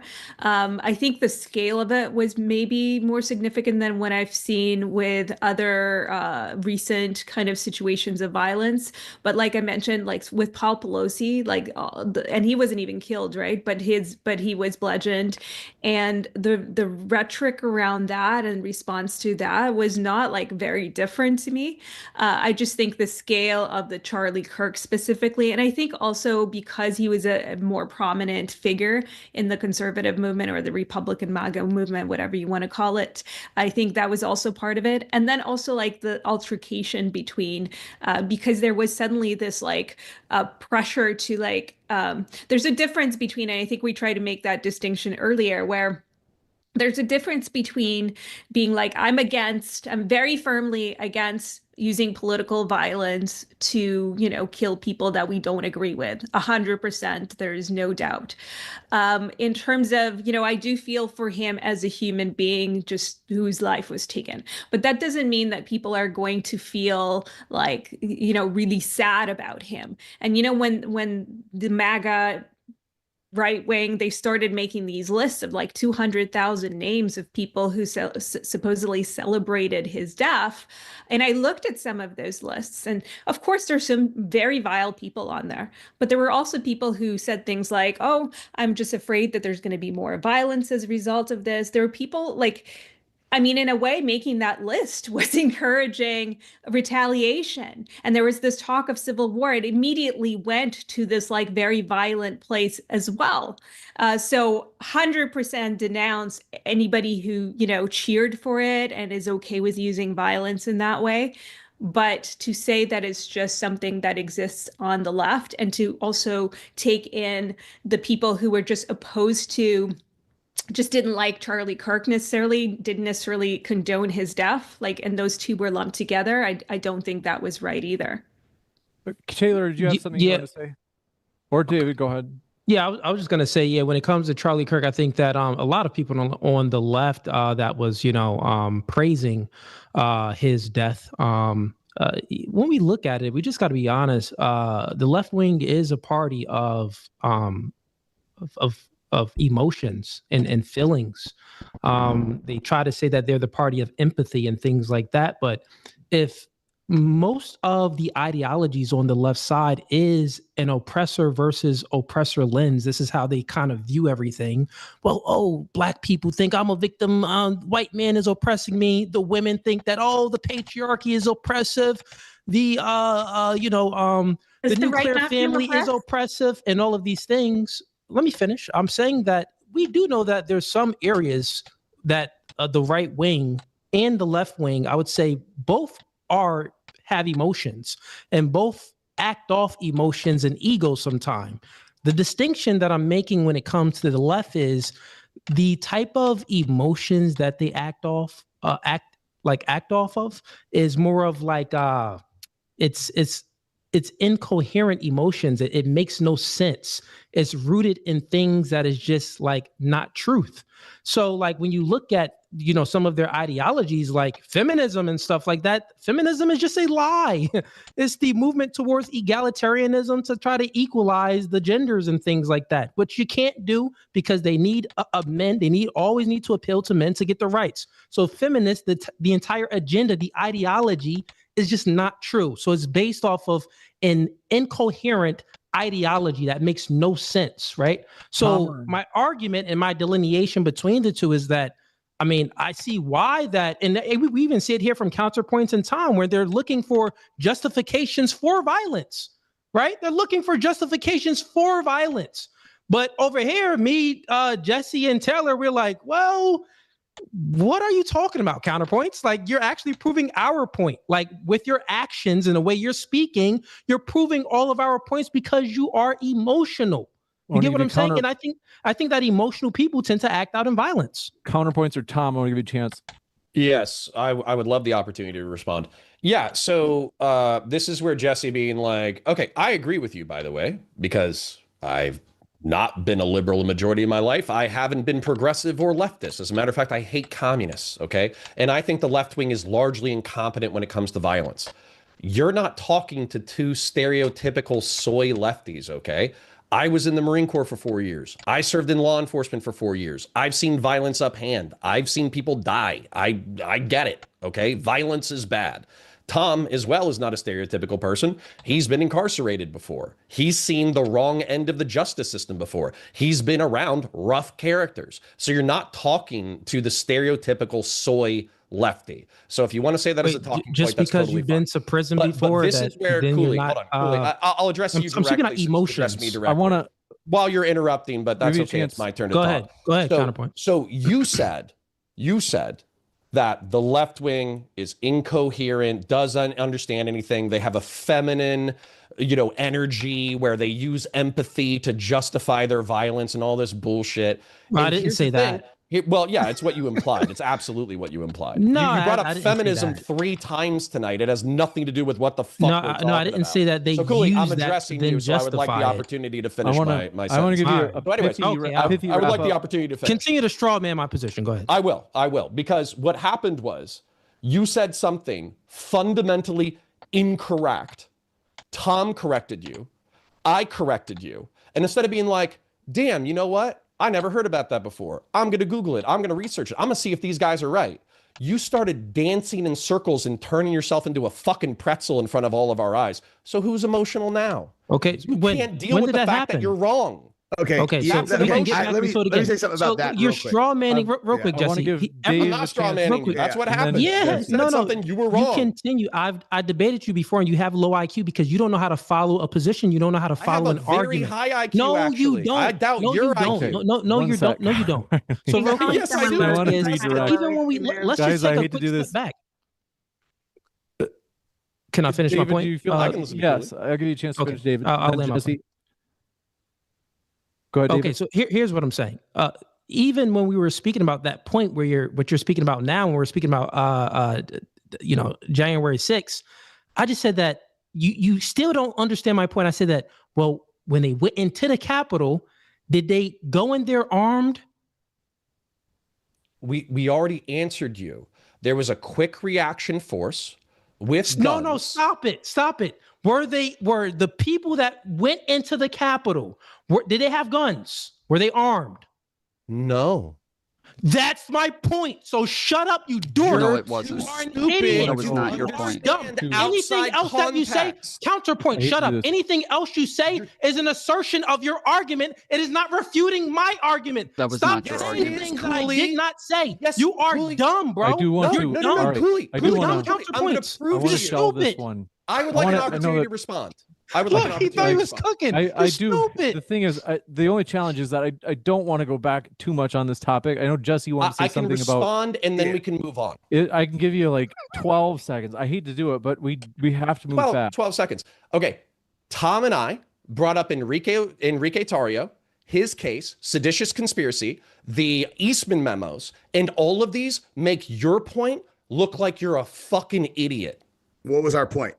Yeah, what's the point? He just said that if you don't bring a weapon to a riot, then clearly you didn't plan on overthrowing the United You're States dumb. government. I didn't say That is what you said the first time. You moved the goalposts. Forgive me, You guys. were saying that. Quick jump in. I hate to do this, but all right, really quick reset.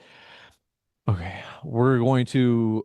Are there any thoughts that Tom? I want to give you a chance, really pithy, and then Jesse. I know you also had your hand up before Tom, so I can go really pithy responses. Then we actually go really quickly into the Q&A because we only have 30 minutes. We've got a lot of questions. So, Jesse, do you have maybe like even might be a chance to do even like a quick summary in maybe 30 seconds to a minute if possible, and then No, Tom I really want to talk about January 6th. I'm just kidding. No, Yeah, okay, look, I'm not talking about January this is 6th. where I was going to reset. Is this like, what is the core connective tissue among the left currently? Like, what is the thing that makes people go, I'm on this side? Okay. There are a lot of things that make people on the right, whether it is medical freedom after the pandemic, or it's this, that, conservative values, anything, the million things. The core fundamental shared ideology on the left is they hate Donald Trump and they hate his supporters. The end. Okay. If you want to know why they're more okay with violence, it's because their ideology is built around the hatred of the other side. People on the right, it's not. The people on the right, it's a reaction to that, my opinion. I mean, actually, it's not really an opinion, it's a fact, but yeah. I want to give Tom a chance to, this will be the last before we go into the Q&A. So we got to let Tom have the last word here. Go ahead, Tom. I think like overall, the fundamental issue, not just in this conversation, but overall with the conversations over the last, couple months, feels like everything on the right is just kind of about their feelings, and everything's just about the oppressed versus the oppressees. And like, Christians are oppressed, the right is oppressed, Trump is being oppressed, for being held accountable for his crimes. Like it's all this oppressed oppressee sort of thing. And I think that when you look at things through that sort of lens, it is always going to make you feel like you are a victim and you have to fight back against something. And so I think even when we're looking at like stats saying, 25% of conservatives agree with January 6th, they deny that. Or if we talk about like actual, things that were said in court and statements that were ruled on, they don't believe that, because it's just not about the like facts at all. It's always about their feelings. And I think that applies also to pointing at random 15-year-old TikTokers who said something mean about Charlie Kirk after he died, while ignoring the fact that all of the right-wing leaders were calling for civil war, while the left-wing leaders were all denouncing the violence and saying that we don't want any violence. The very drastic differences between the two, when one is wanting more violence and the other, while being leaders, while the leaders of the left are calling for less violence. And Donald Trump even said that when the right commits violence, it's because they want good things, and when the left commits violence, it's because they're evil. That kind of says that he is justifying the violence. I know that you guys have a round in the chamber ready to fire back, but we do have to go to the Q&A. So I hate to. So I win. Bring us quickly. Quick housekeeping thing. Bottom right of your screen, folks. If you didn't know, you can watch DebateCon 6, our conference, this Saturday and Sunday, live from home. If you join the Final Word channel membership, you can watch all 7 stage debates live. You can enjoy your Soylent at home on the couch while watching these. It'd be a great time. With that, we're going to jump into these questions. This is going to be really hard, but if you guys can do me a favor, it's so hard that if you're able to try to have there be one person that responds to each of these questions, only one, because you do have a lot of questions. People were amped, very excited. And if you're able to abstain from giving a rebuttal, it's going to be really hard. But here we go. We're going to jump into this. Greg Schuster, thanks for your question. They said, your DMs are irrelevant, victim. This topic is not even debatable, and it's silly to pretend that it is. Okay, so this is for Kat. The left argues about the right's violent rhetoric, while the left actually murders, riots, and destroys. Facts don't care about your feelings. Kat, will give you a chance to respond. Sure. I mean, that's right. Facts don't care about your feelings, and the facts are this. So mine was a personal anecdote. Fine. You can ignore that. You can throw that out. That's fine. But in terms of numbers of murders, those go to the right, not to the left. I mean, that's just data point. I don't have to use my feelings for that. So I think that should address that. You got it. This one from Pseudonym. I don't know what's going on. Well, the hyphens, man. Great debate. We know the left is okay with mental health, LGBT, BLM, socialism, anarchism, etc. We can all be Republican or Democrat. It should be based on policies, not feelings. Who's angry here? Bless. I don't know who that's for. Anybody? I'll address that. That was incoherent nonsense. And policy is not arbitrary, especially with the United States being the most powerful commercial empire in the world. Who is in power and how they wield that power kills or saves hundreds of thousands, if not millions of people. This one coming in from, do appreciate your question. Basil problem. Gosh, a lot of these are not exactly on topic. We'll maybe cover yours. Gentleman Damon says the American Revolution wasn't actually a revolution because the Continental Army never brought weapons into Windsor Castle. If there's one person that wanted to respond, That was a shit post from my community. They were basically calling bullshit on this perspective that January 6th wasn't an actual attempt to overthrow the government. This one from Brandon Hansen says, watch 2000 Mules, proof that 2020 was stolen.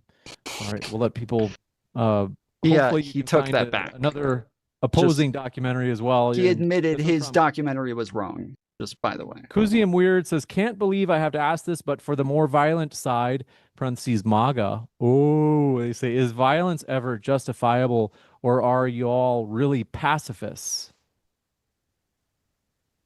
Yeah, the Republicans don't believe in self-defense. To you, Jesse. Yeah. Oh, bro, all I do is violence. That's literally, I record videos and I train how to break people's limbs and strangle them unconscious. And then I hang out with my kids and my wife. That's my entire life. See, we found out that I'm kidding.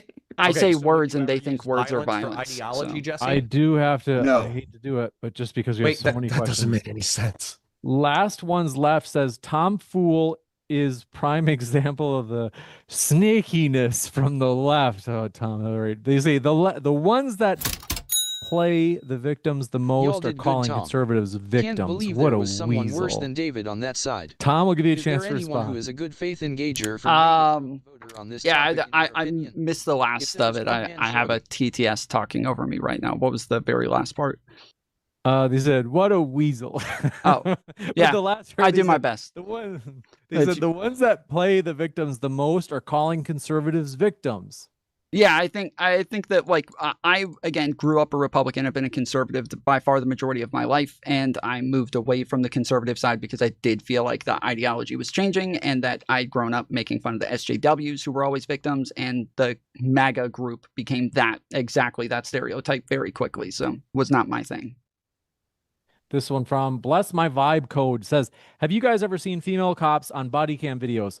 They fail every single time, in all caps.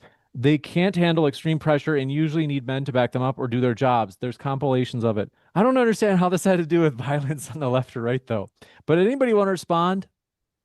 As a former cop, I know plenty of female cops who do well under pressure, and they're perfectly good marksmen.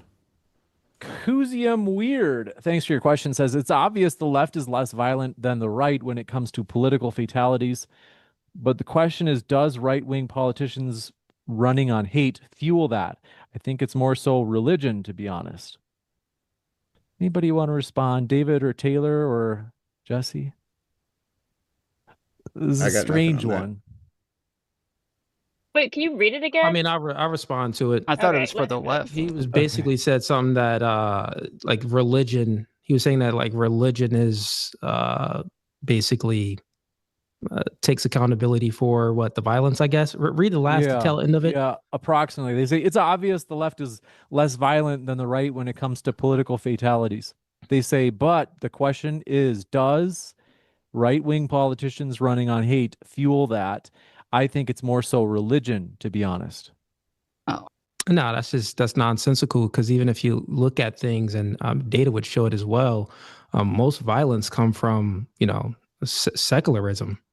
People that do not believe in a religion at all, or do not believe in God, they're more likely to act out violent. It's not to say that violence doesn't happen, in Islam communities and maybe even Christian communities, hundreds of years ago and stuff like that. It's not to say that, no violence happens if you're religious, but if we're looking at the data, if you're secular, you're more likely to be violent. This one coming from Greg Schuster. Oh, we got that one. Basil Problem has a lot of, I don't know. I think sometimes these seem like insults. Sometimes I think he's trying to flirt with our guests, but here we go. He's got one for you, Jesse. It says, so is Trump's murdering of people on boats off the coast of Venezuela or the Eastern Pacific an example of violence? Is it violent to kill people? Yeah.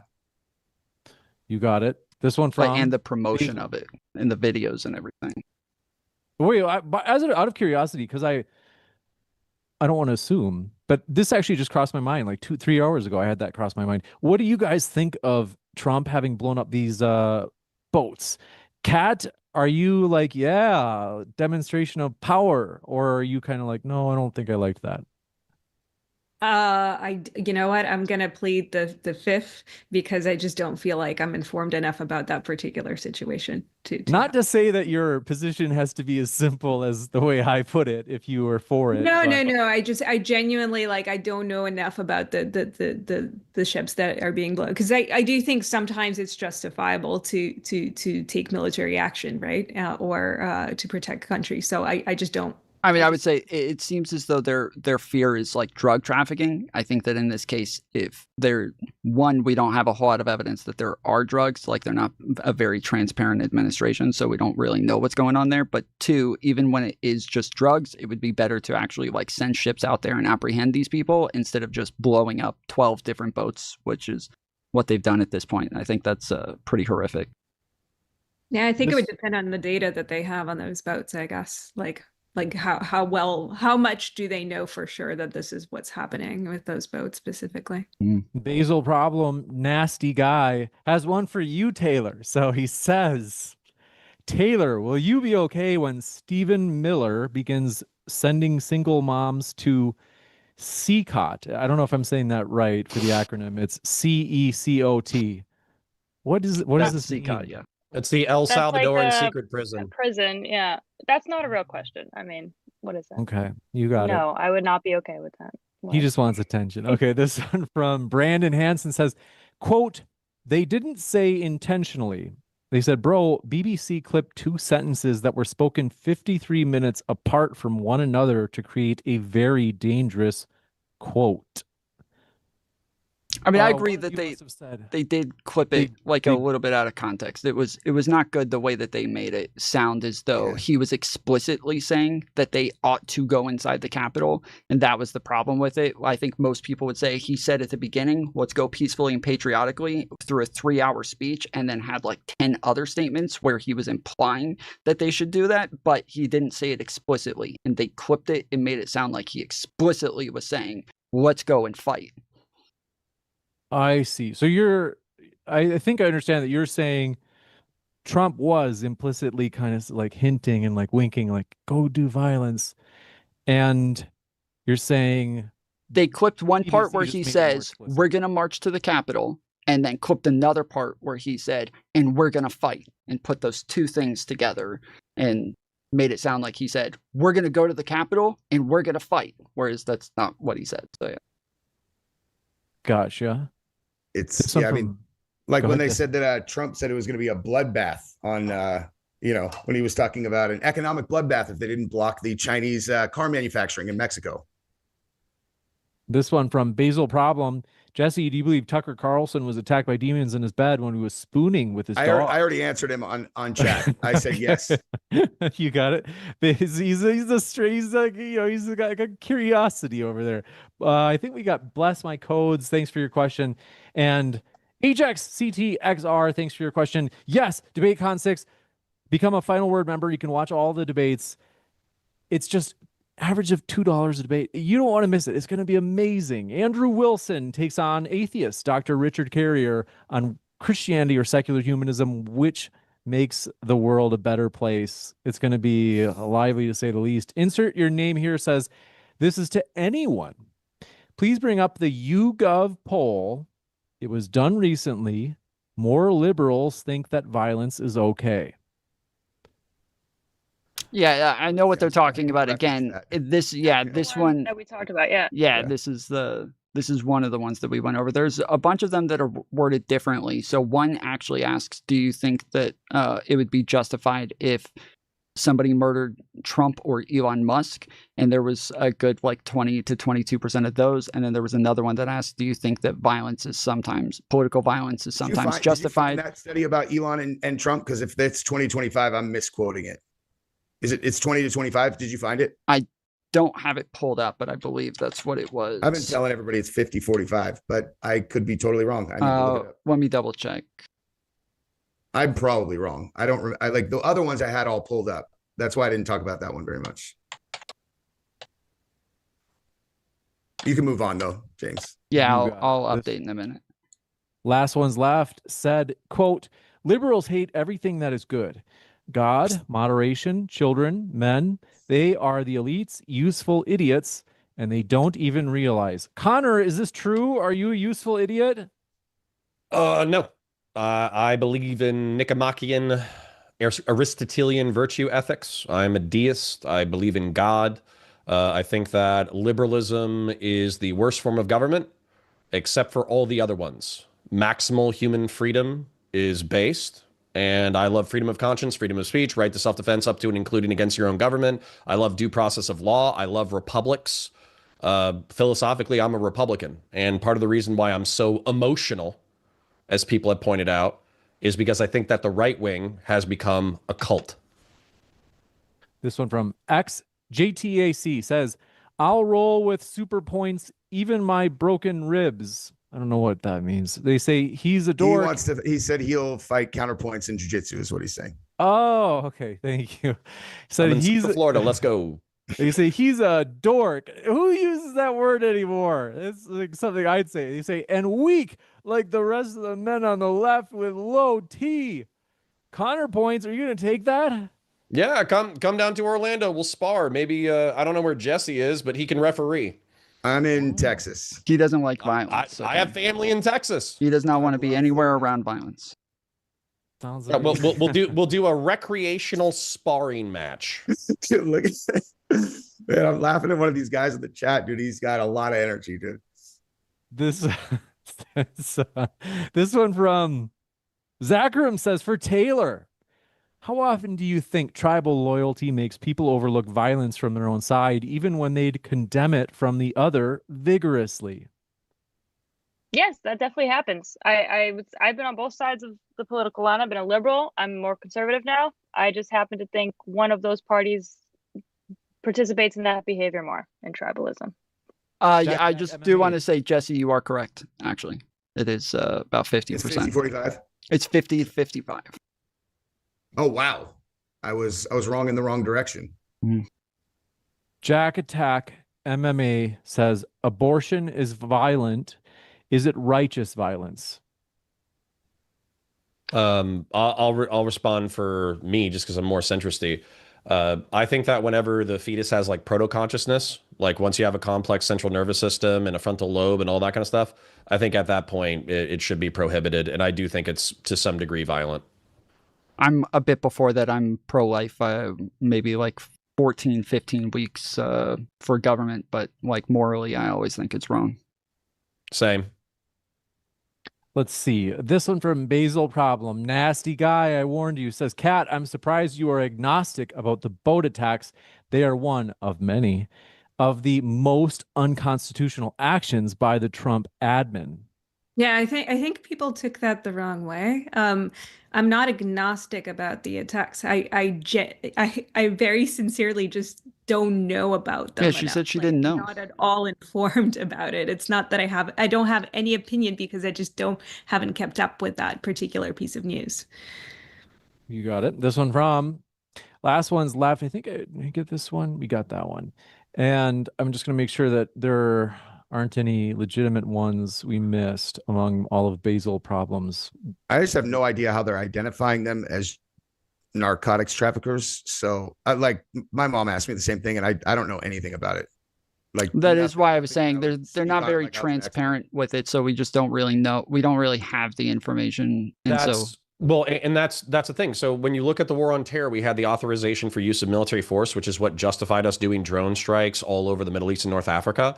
What happened here, though, is that the Trump administration declared a bunch of narco organizations in Central and South America terrorist organizations, and then used that as a pretext to drone strike them. Now, they keep saying that they're narco terror boats in known narco terror distribution lanes, and some of the pictures are speedboats with a bunch of drums in them. So maybe they are.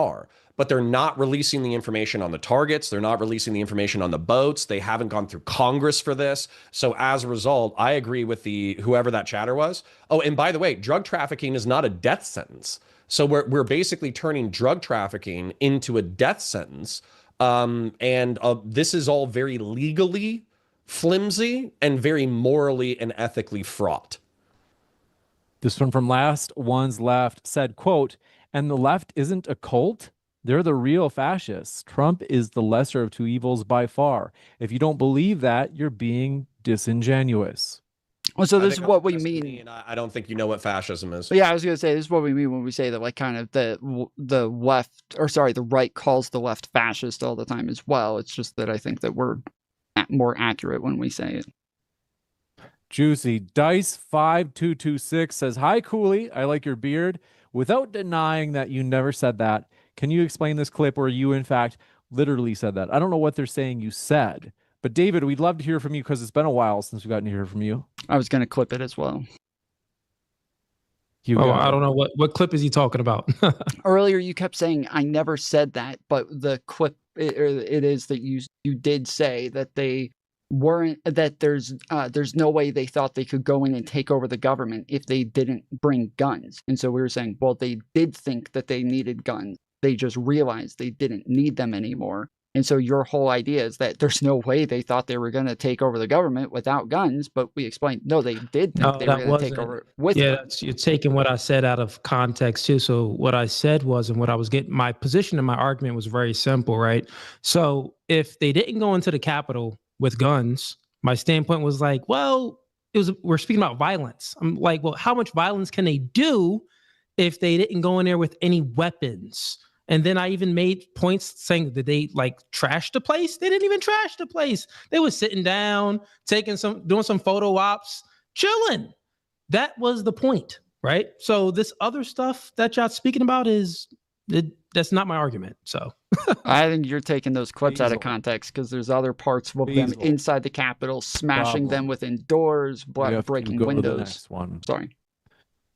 David, my guess you disagree with Tom, or does he win you over? No, he doesn't win me over. He hasn't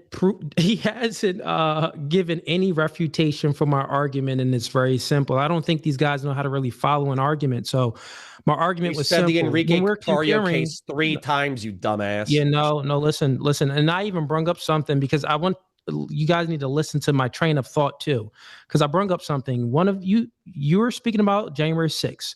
And I said, well, what do you guys think about May 29th to May 31st, 2020? When Black Lives Matter rallies turned into a riot and they attacked the White House and injured 60 law enforcement officers and And they had some lethal weapons, right? They actually had lethal weapons. And then that right there, this is why I said, well, in January 6th, they stormed the Capitol, but they didn't even have any lethal weapons. Well, 25% of them had weapons. More violent? I was comparing the two. Who's more violent? This was the comparison, but people were talking at the same time. So it was a conversation here, a conversation there. So I guess you guys missed that. I want to go back and watch the clip. I want to jump over. The pseudonym said Kat looks like she has a lot on her mind. Kat, are you holding back on us? Are you like listening and just thinking, what idiots? Do you have something you want to let fly? No comment on that. No, I do think that I wish we sort of discussed even like what causes that violence in the first place. And what we're seeing today is just a lot more violence, all across the board. And I think that often happens. Part of that is the rhetoric that we're hearing, perhaps, and people's beliefs, but also I think it's people's sense that there's a system within which they can't achieve their means of what they believe. And I think that's part of also what's driving some of that violence. And we're just seeing an increase in violence. So wherever it's coming from, I think that's something that we should be addressing. And I think we should be keeping an eye out because that is a pretty big upward trend in a very short period of time. I have a question. I think the violence tends to come from people that have hatred in their heart.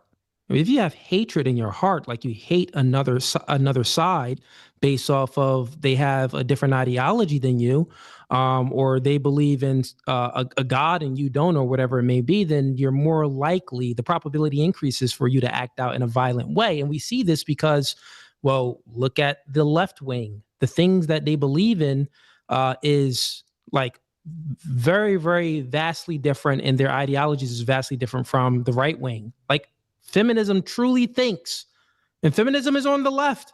Maybe it could be a few conservatives that's, feminists, but I really wouldn't claim them. I don't think Jesse would either. Right? But when we're speaking about these things, I think that influence creates thinking and thinking creates behavior. And all of the propaganda and the influence on the left is viewing things from an oppressor versus oppressor lens, which is feminism, which is BLM, which is all of these, organizations or groups of people that tend to have hatred for the other party because they think that they hate them. But on the right, well, we're more religious. We don't really have hatred for people. But do you think really that they're not see wrong. the hatred on the right? I mean, I agree. would say that the far right could have. I would say that both parties have hatred. That is true. But if we're speaking about the topic of the debate is who's more violent. So who's more violent? I would say that peel back the layer. Who has more hatred? Right. I would say that the left has a lot more hatred in their heart than the right. Well, Yeah, due to the fact because they're very emotional as well. I think people on the right are just as emotional. I don't think anybody has a monopoly on emotion. And anger, by the way, is an emotion too. If you think it's just empathy is an emotion or tears are a reflection of emotion, anger is an emotion. And we see that emotion spread out throughout different groups of people. And hatred is an emotion too, which is also spread out. Hatred is an illogical emotion. It's illogical to have this type of hatred. And I think that we do know on the right, there is radical, far right-wing people that can have some hatred in their heart, right? That is true. But if we're looking at the left, it's not just far right though, dude. And this is so fucking stupid. I don't know. I think that is. I think there's such very far thing right. as righteous hatred. Like if you were fighting World War II and you were fighting Imperial Japan, then anyone who was serving the Imperial Japanese government, which was murderous, which slaughtered civilians, which raped and killed people, that is a perfectly valid person to hate. Same thing with Nazi Germany. Same thing with Joseph Stalin. Same thing with the communists. Like, what the fuck are you talking about, man? You're equating Nazis to people you disagree with, and that's the whole problem. I do disagree with Nazis. That's an ideology that I disagree with. Yes, but I think not equating it to he's not. Yes, he's not equating it. He's giving you an example of times that hatred. Wait, sorry, go ahead. My bad. I want to give you a chance, Tom, but I just think Taylor might be saying but Connor, do you think that you're justified in hating Republicans? Okay. By the way, I don't hate Republicans. If you like the Republic of the United States, if you support and defend the Constitution of the United States, you're my favorite person on the fucking planet. I want to be your best friend. Hold on. I want to finish the question. But if you're MAGA, Make America Great Again, you're a Trump sycophant, you have bought into a cult, you lie, or you spin yourself into knots about the January 6, 2021 attempt to overthrow the Republic of the United States. If you believe in him consolidating power, unilaterally going after tariffs, fucking up the economy, screwing over Ukraine, screwing over Africa through the PEPFAR cuts, okay, I think you're an asshole. Okay. We do have, I want to give you a chance, Taylor, if you had, then Tom, I know you had one thing too. I'll be we quick. Have a couple of questions I just want to be sure we get to before we wrap up. Go ahead, Tom, really quick. I was just gonna say, yeah, he wasn't equating Nazis to Republicans. He was saying that when people just make this blanket statement that hatred is automatically bad, he's just giving an example of times where hatred can be justified. And so then the conversation would be, is the hatred towards Republicans or MAGA or Trump sycophants justified? That should be where the conversation goes. Not, you can't compare them to Nazis, because that's not what he was doing. We got two more quick questions, I think. Knock Knight says, if you're pro-life, Taylor, how come it is morally fine for you to kill a human being because it's without consciousness? Wait, if I'm pro-life, I think it's morally okay to kill a baby. Is that what the point? If you're pro-life, I think they meant pro-choice. Pro-choice, yeah. How come it is morally fine for you to kill a human being because it is without consciousness? That must be what they meant. Pro-choice. If you're pro-life, how? Oh, because they think it's not without consciousness, so it's more. Oh yeah, I don't think it's morally fine, so it must be pro-choice. Okay, I'm trying to parse their question. Come on, man. He's drinking or something. But Brandon Hansen says, in the past 50 years, can you name one politician on the left who's lost their life from the right? In America, American. Yeah, I can. There was just recently, just a couple months ago, what was it? Hoffman or Hortman? Which one was it? I think it was Hoffman. Talking about the person in Minnesota? Yeah, Hoffman and her husband both lost that were shot by a dude who was personally appointed to a committee by Tim Walz, who voted Yeah. for Trump. A literal Whose roommate said that he crazy was a person. giant MAGA and Trump dick sucker. Yes, he was. Right. So if we're going to compare evidence on that one, we have appointed and worked with the left for 4 years. No, appointed not personally by worked with the governor, left. Documented all that, and then Oh, dude yeah, on and the then we news. have his roommate. Wait. Hold on. The group that he was, the committee that he was a part of was a nonpartisan committee where they had both Republicans and Democrats working on that committee. And he wasn't directly appointed by Tim Walz. He was appointed by people who worked for him. And then, yes, he ends up appointing them. But the people gather those people. You apply for the position, and then they put you on the committee. But he applied for it, just as tons of other Republicans work for did. Tim Walz? I believe, no, she did not. There was a different one with the same name. We must wrap up. I do want to keep our promise. Folks, thank you so much for watching. Thanks for your questions. I want to keep our promise to the guests. We got to let them go. They are all really busy people. We are grateful to have them here. I want to say thank you so much. Tom, Kat, Taylor, Connor, Jesse, David, we really appreciate you hanging out with us tonight. It was an amazing panel. People really enjoyed this. Thank you, guys. Thanks, man. Appreciate you. We have one more. I'm just kind of seeing if this is okay. We're sorry. Last one's left. We're not gonna let our guests go, but I'll read it afterwards. Want to say thanks again to our guests. Check out their links, folks. If you have listened to this, which you've been here listening, you enjoy it.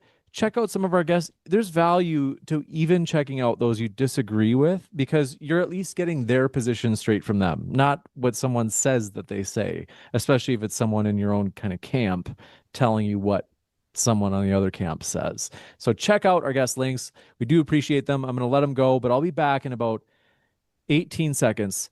So stick around. I'll let you know about upcoming debates. Thanks so much.